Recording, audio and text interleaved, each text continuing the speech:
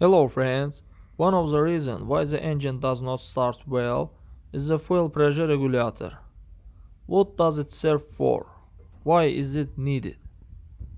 Regulator here regulates the pressure in the fuel rail, which creates the fuel pump.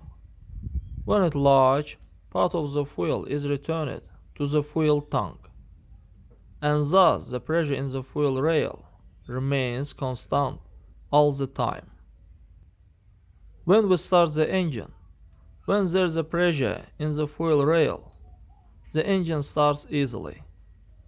If there's no pressure, then the engine will start from 3, 4 times or even more. How to determine when the fuel pressure regulator is defective?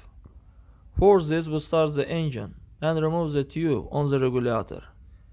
If fuel runs from there, then the regulator is faulty. That's all guys, subscribe to our channel, put like, and don't forget to put a bell so as not miss new video on the channel.